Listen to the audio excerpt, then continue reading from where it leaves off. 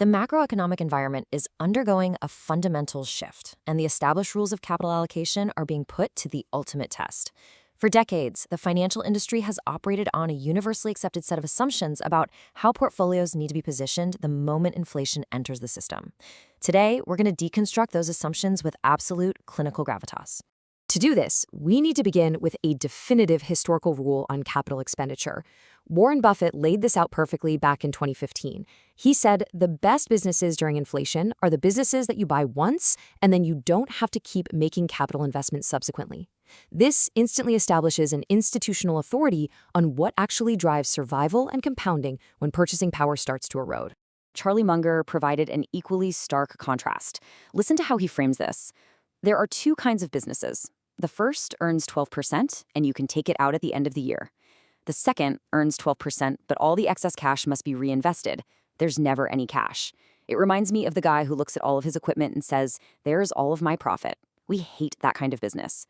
Notice something critical here. Neither of these foundational investors is talking about PE ratios or index classifications. They are talking purely about the physical reality of cash and capital reinvestment.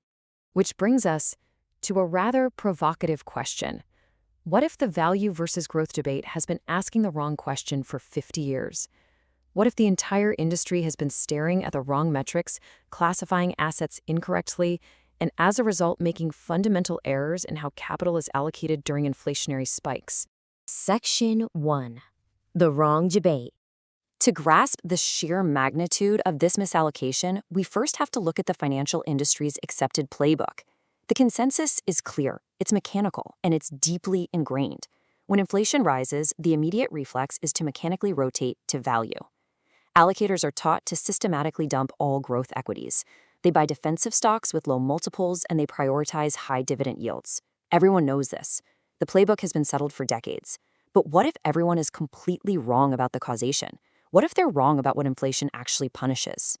Just take a look at how these definitions shift over time. Back in 1975, the value landscape meant companies like General Foods and Consolidated Edison.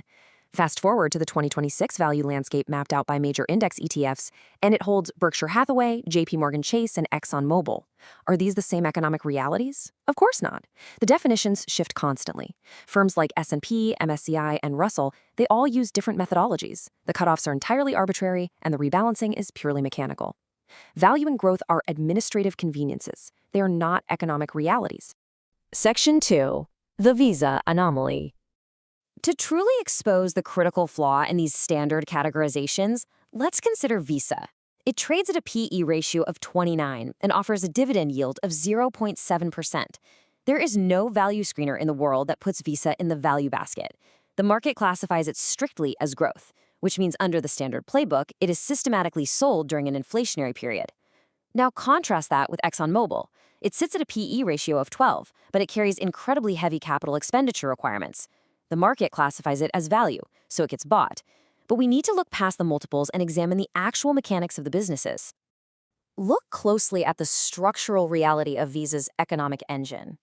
Visa grows its free cash flow at 12 to 15% annually. It returns 4% to shareholders through buybacks and dividends. It's riding a permanent digitization wave, keeping in mind that 85% of global transactions are still conducted in cash. It expands without building a single factory, without funding massive R&D labs, and without acquiring competitors just to maintain its market share. Visa simply does not pay for its future growth. So we have to ask, is this business truly an expensive growth stock, or is it a cash machine that is structurally undervalued by flawed indexing? Section 3. The cost of B. Let's strip away all the administrative labels and look at the pure physics of a business. Every business fundamentally consists of an A and a B. Let's define the A. The A is the toll. It's the current earnings, the existing structural moat, and the short duration. It represents exactly what the business produces today, right now in the present moment. Then there is the B. The B is the growth. It encompasses all the future earnings, the required expansion, and the long duration. It represents exactly what the business is going to produce tomorrow. So here is the absolute crucial point. The question you should be asking isn't, what is the PE ratio? The question isn't, what is the dividend yield? The core fundamental question of this entire analysis is simply, what does the B cost?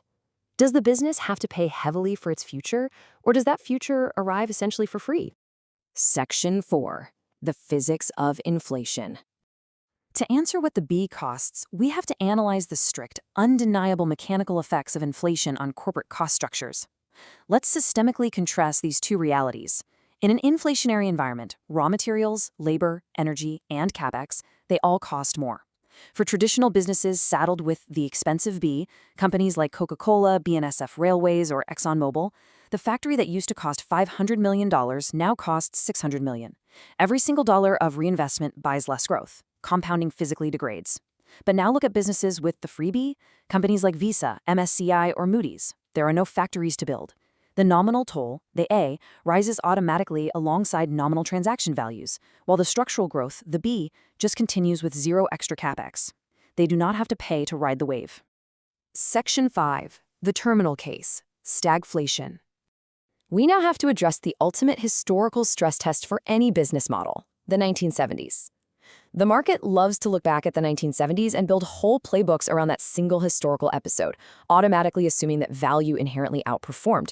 But stagflation didn't inherently punish growth. What it did was enact a double squeeze. You had flat or contracting economic demand paired with aggressive, relentless increases in the cost of raw materials and labor. This triggered a total margin collapse for capital-intensive firms. The reinvestment loop fundamentally broke. Stagflation physically destroyed the businesses that required heavy capital reinvestment just to survive. The businesses that could grow without spending were the ones that made it through. Section 6. The rotation error. Understanding this dynamic reveals a massive, systemic error driven entirely by categorical labels. The market allocation is completely backwards. Think about it.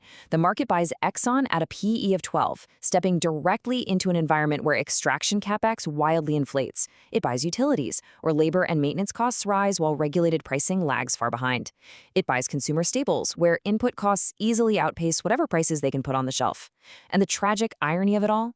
Allocators mechanically sell the Freesurfer, the businesses whose margins actually hold and whose growth continues without spending, strictly because of an outdated classification on a computer screen. The market sells the exact business that mathematically benefits from inflation only to buy the business that drowns in it. And so we arrive at the absolute, undeniable resolution. Value versus growth has been the wrong question all along. Inflation doesn't punish growth. It punishes the expensive B. The Freesurfer doesn't fight inflation, it surfs it.